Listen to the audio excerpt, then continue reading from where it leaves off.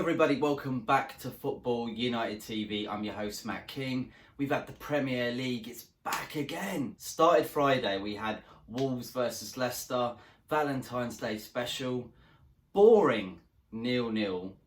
Wolves denied a goal as well. VAR cancelling it out. I'm not really sure why. It looks so close.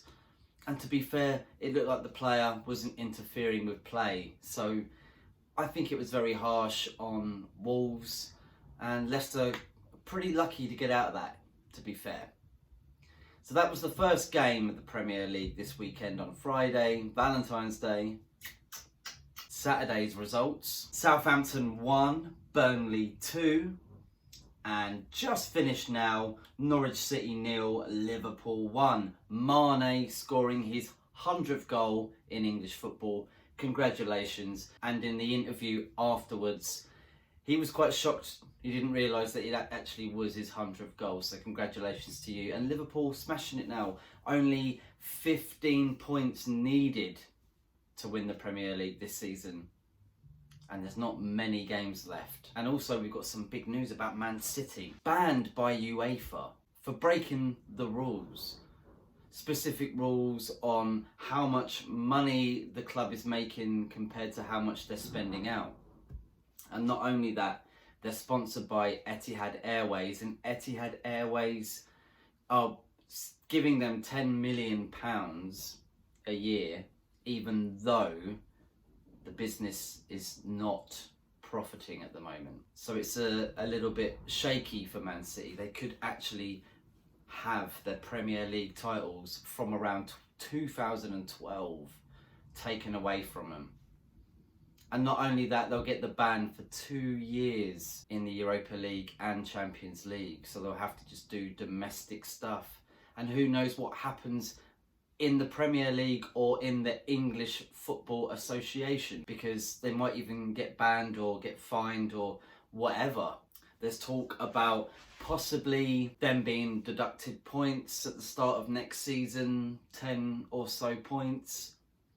There's also talk about Guardiola. Now, if he's not in the Champions League for the next 2 years, do you really honestly think that he'll be there next season? I can't see that being the case.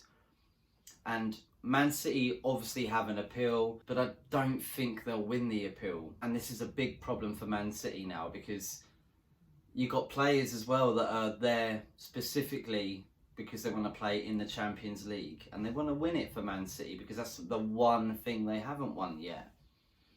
They've done pretty well so far, but seeing as they've been cheating, doesn't look so good, does it? And there might be some compensation going to Guardiola, because obviously it's nothing really to do with him. He's only been given the tools to work with, and if the tools are illegal or there's been a bit of a mix-up or they're flipping the books, then it's bad for his reputation as a manager, isn't it, you know? So I feel sorry for him, to be fair. I feel sorry for the team as well and the players, because you go out and do your job and then, you know, in the back rooms, all this stuff's going down, you know, and it's shocking. It really is shocking news for Man City. You know, you look at it as well, like Liverpool, compensation for Liverpool. Brendan Rodgers could probably still be at Liverpool right now. Jose Mourinho could have also won the title now with Manchester United because of what they've done. It depends on what the punishment is specifically going to be, but this is what we're hearing from top people. Let's just give you a quick look now at what Manchester City came out with in their statement about it. So Manchester City is disappointed but not surprised by today's announcement by the UEFA Auditory Chamber. The club has always anticipated the ultimate need to seek out an independent body and process to impartially consider the comprehensive body of irrefutable evidence in support of its position. So basically they're going to try and get somebody in who is outside of UEFA to look into it and try and prove their case that they didn't do wrong.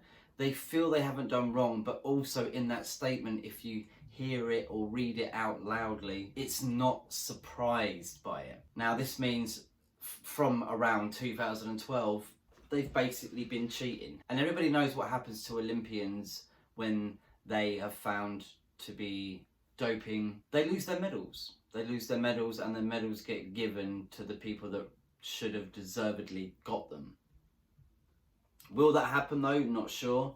We're hearing that they might be stripped of titles, and then no one gets the title. But then you can't have a season in the Premier League where you go, oh, 2012, say, nobody won it. It was a cancellation. Nobody won anything that season in the Premier League. It's ridiculous. You have to give it to somebody, same as you do in the Olympics.